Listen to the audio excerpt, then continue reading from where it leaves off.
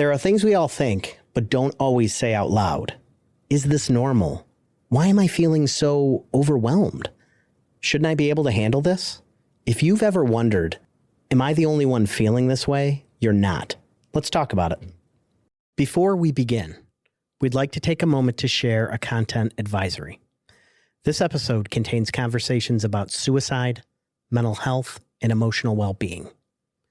Some listeners may find the topics difficult or triggering. We encourage you to prioritize your well-being and seek support from someone you trust, a mental health professional or crisis resource. For listeners in the United States, the Suicide and Crisis Lifeline is available by calling or texting 988. If this topic feels overwhelming, feel free to pause or skip the episode. Big transitions are tough, and young adults are facing more of those than ever. Let's talk about it.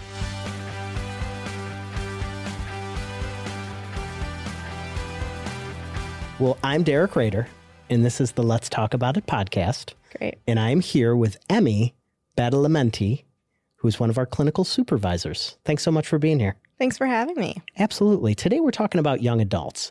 Transitions, identity, isolation, social pressure, relationships. Young adulthood is supposed to be exciting, but for a lot of people it feels terrifying. What makes this stage so emotionally complicated?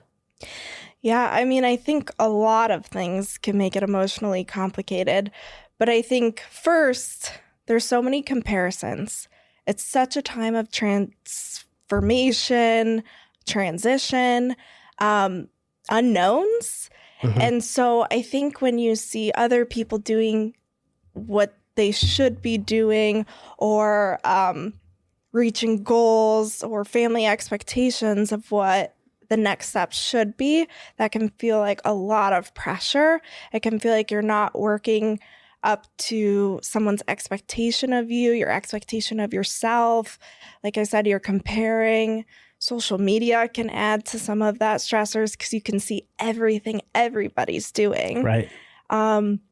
So I just think it's a time of a lot of unknowns, and then also having to be an adult by yourself and figure it out. It's scary. It's a really scary. Well, it feels like you have all of the day-to-day challenges, but with the pressures of social media and everything else, it turns it all the way up to a 10. Yeah. And, when we talk about self-harm and suicide, I would imagine that, those pressures are almost, you could say, on steroids. Sure. If you will. Well, I think, too, you're at a time where everyone's telling you, you're 18, you're an adult now, get out of the house, do this. And then it's also 18's not an adult. Right. You should still listen to me. It's which one am I? Am I an adult or am I not yet an adult? Sure. I mean, I know myself. Honestly, I don't think I was fully an adult until about 39. Yeah. Maybe 40. It takes time. 27. I feel like I started to think I had it figured out. Yeah. So you were a late bloomer and I was a late bloomer, you could say. Yeah. So what are the pressures that young adults are carrying right now that older generations may not fully understand? Well, I think social media is that big one. The accessibility to everyone, people having it to you, and then we can all just make a choice not to be on social media, but everyone's got it. It's the normal, so you typically do. So I think that's something that people might not fully understand. Just get off. Just delete your account. And sometimes that's a really validating space too. So it feels good to have as much as it feels not good to have. I think when we're thinking of financial struggles and changes and trying to be people who can navigate and function and be successful in this space, we all know the prices of everything is out of this world now.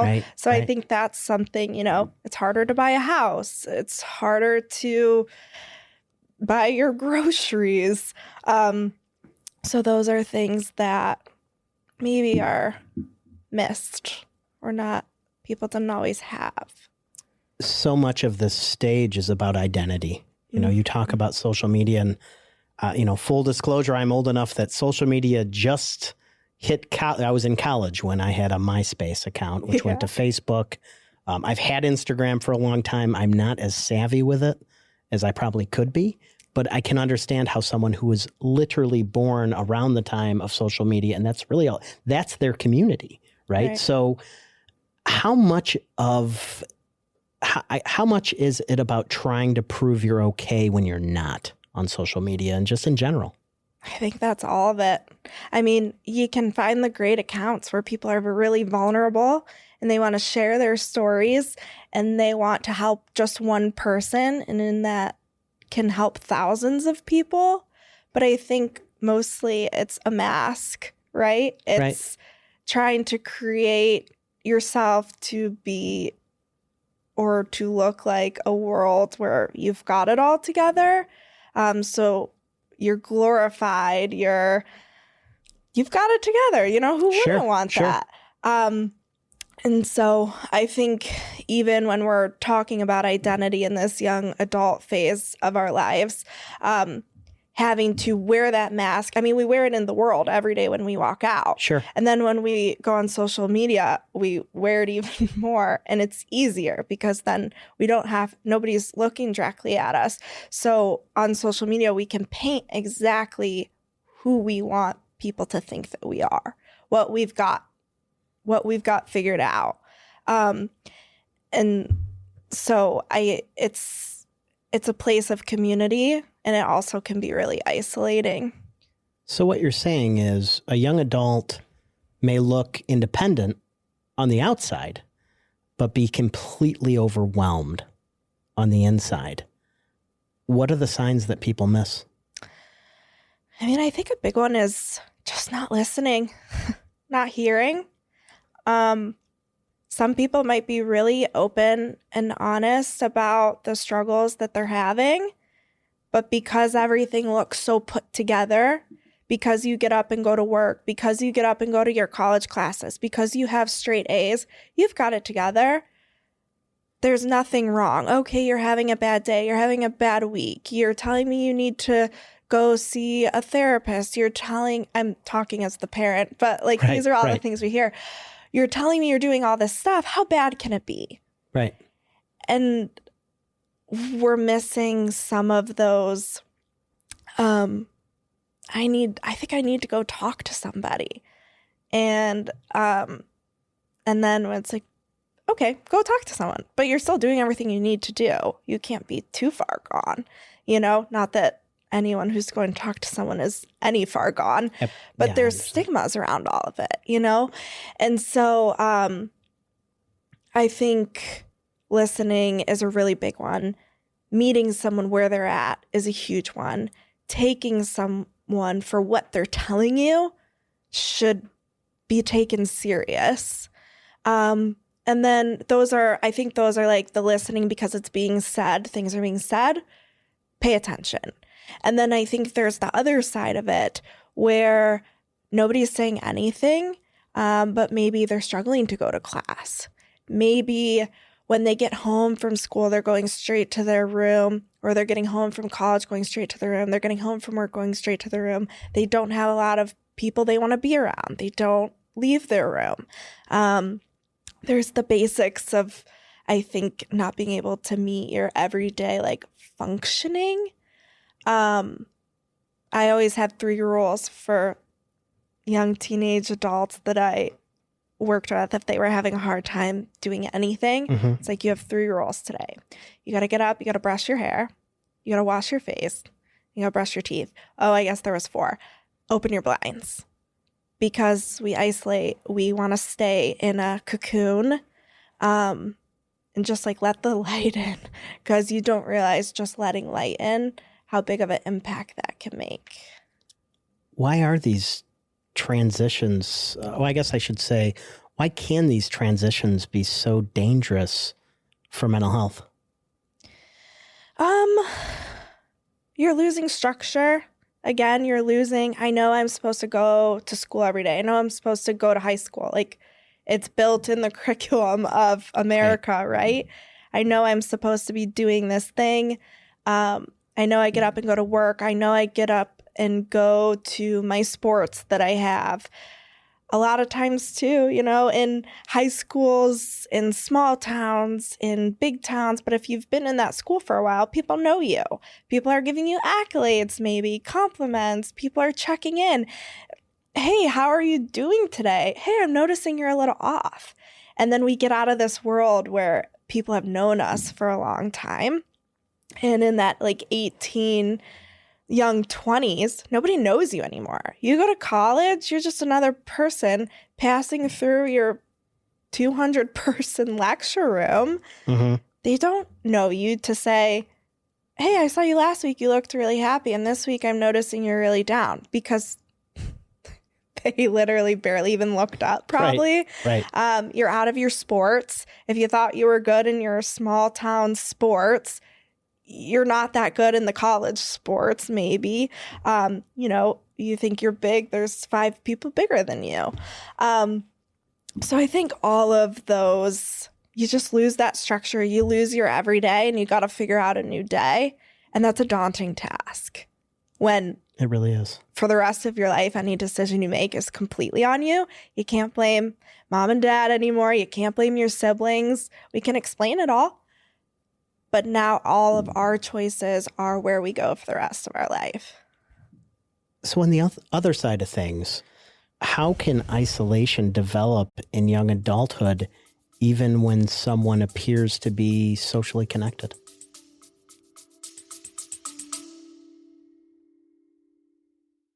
Get moving and support behavioral health. OhioGuidestone's Promise Run returns September 26th at Wallace Lake in Berea. This biennial tradition features a 10K, 5K, 1-mile run, plus a virtual runner walk you can do anywhere. It's a great day of fitness, family, and fresh air, all while supporting behavioral health services in our community. Don't miss it. Register now at OhioGuidestone.org. Yeah. I mean, we've all heard the saying, I feel like I'm in a crowded room where everyone knows me and I'm screaming, but no one hears a thing. I think it's very common to be in social circles, and because there's so much shame, because there's so much embarrassment, because there's so much stigma still around mental health, we might have a ton of people around us, but maybe we're not still saying the thing. Maybe we're afraid of, if we say the thing, it becomes real.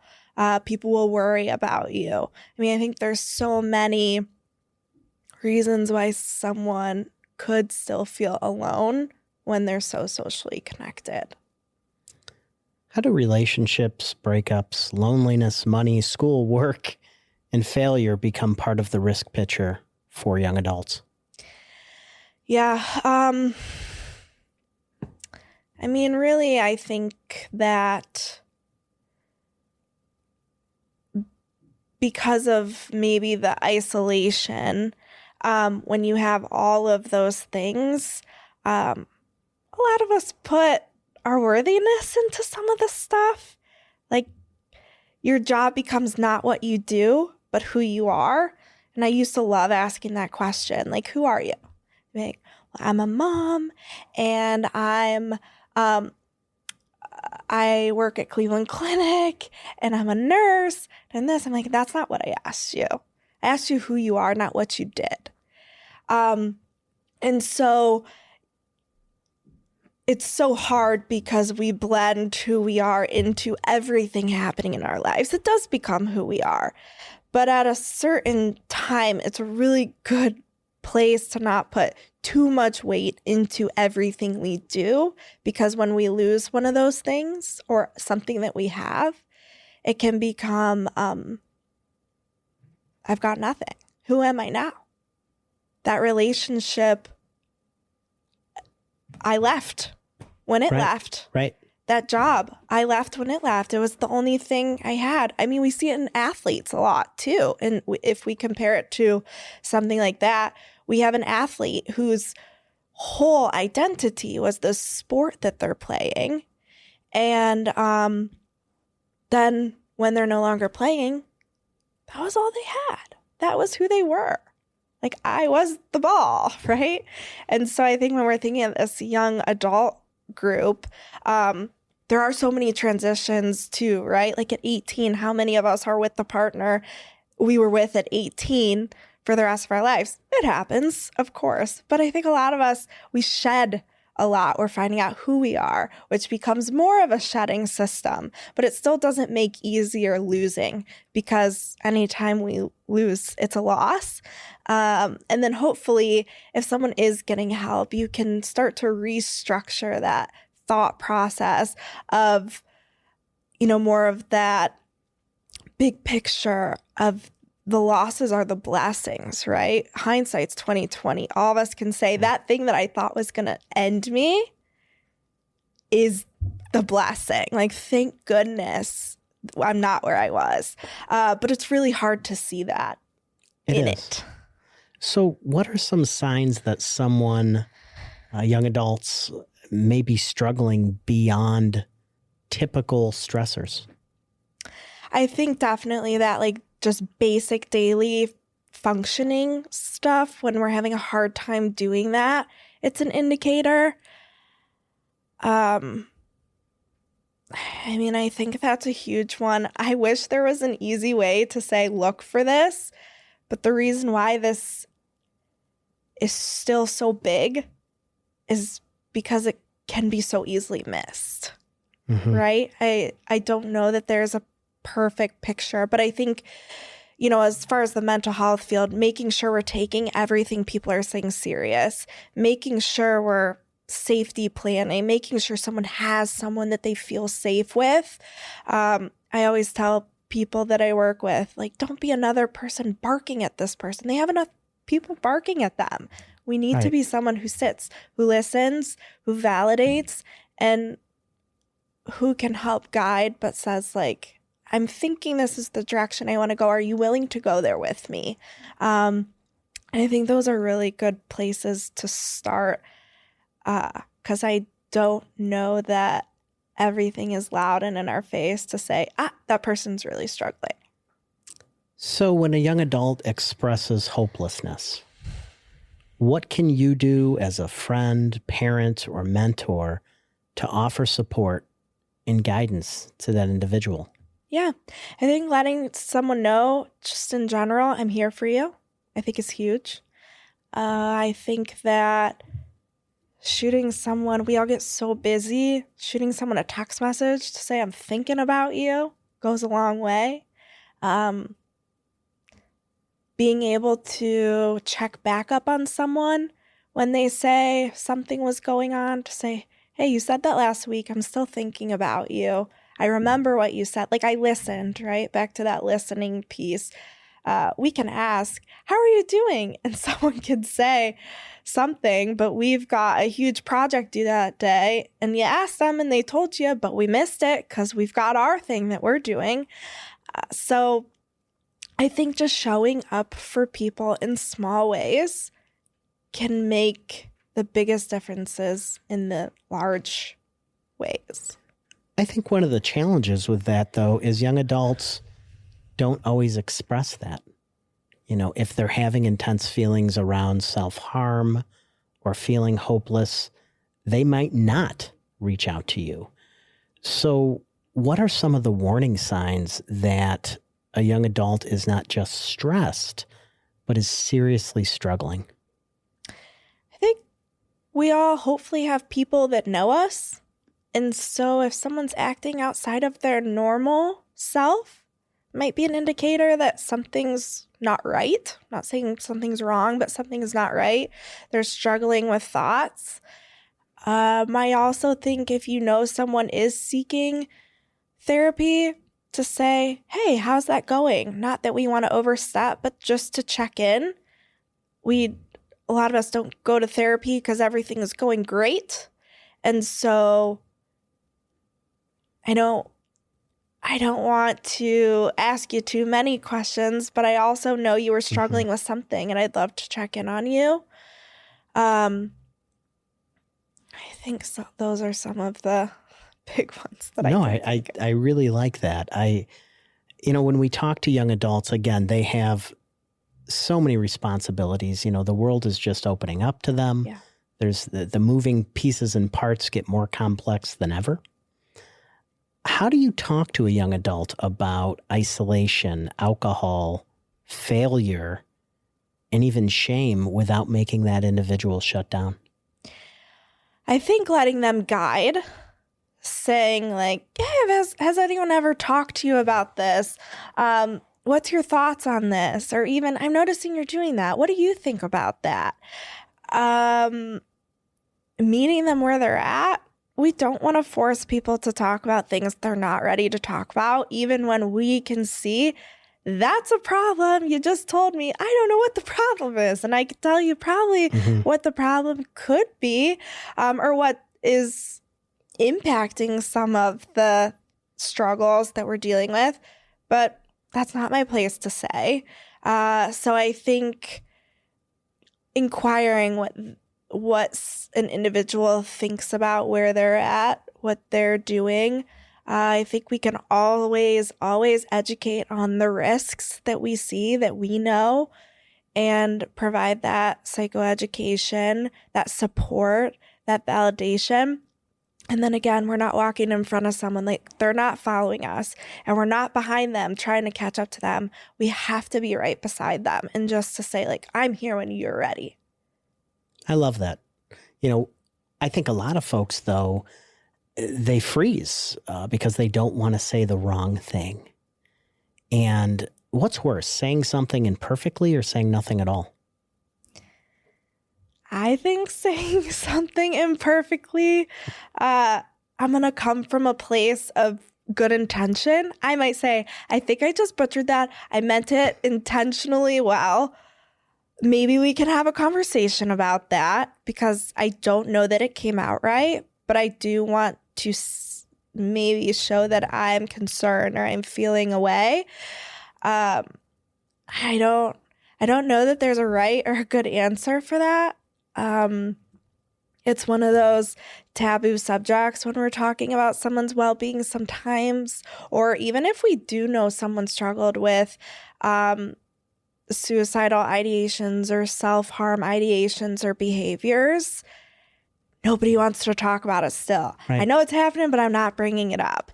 And so I think it's kind of like grief too.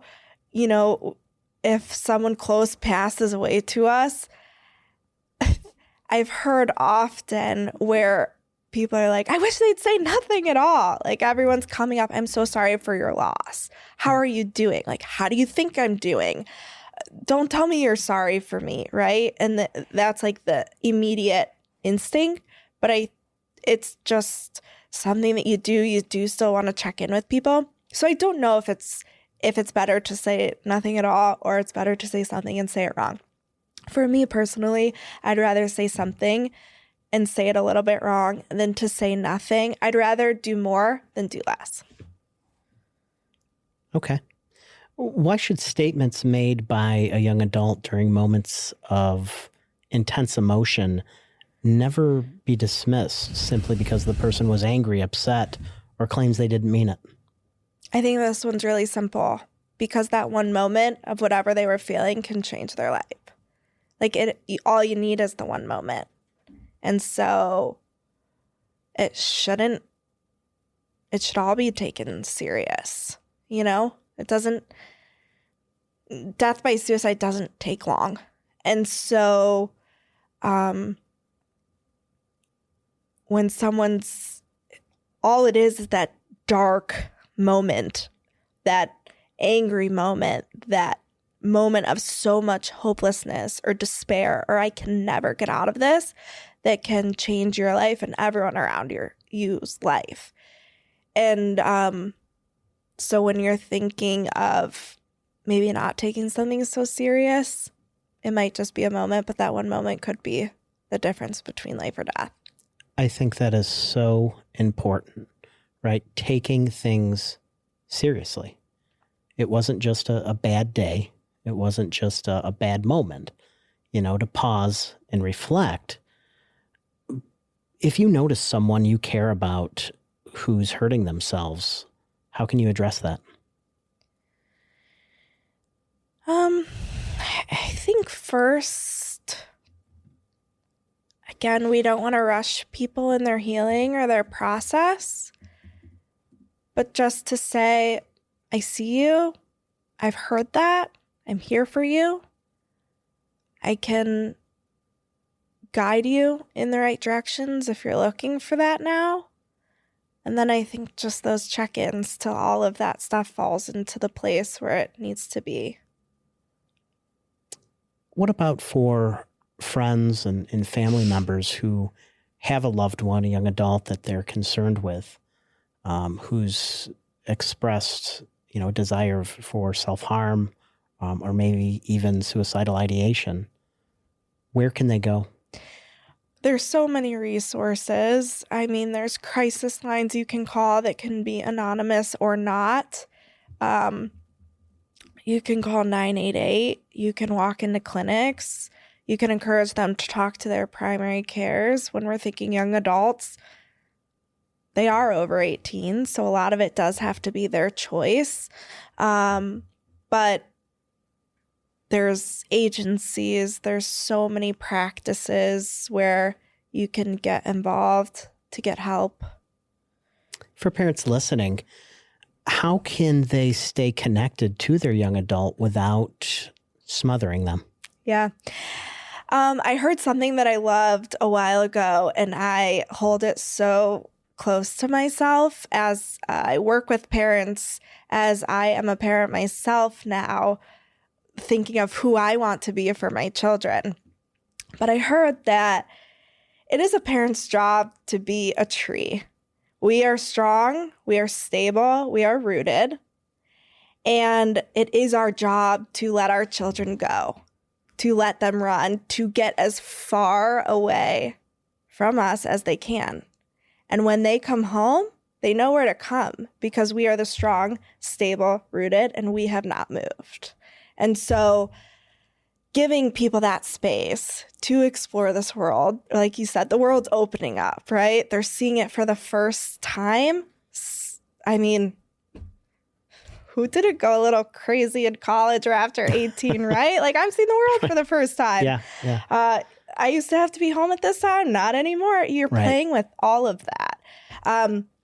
And so I think as I'm going to be a parent, and if I could encourage parents, it's like they're going to go far, and it's our job to stay right where we are, and they come back when they're ready. And they always do.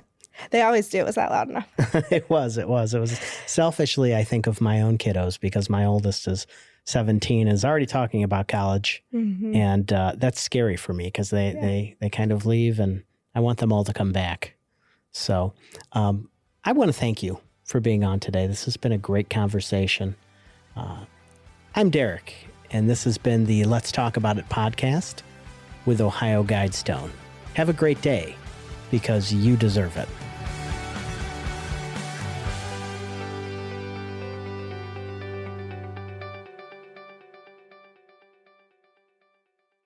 If you or someone you care about is struggling, call or text 988 to connect with a trained crisis professional at any time, day or night.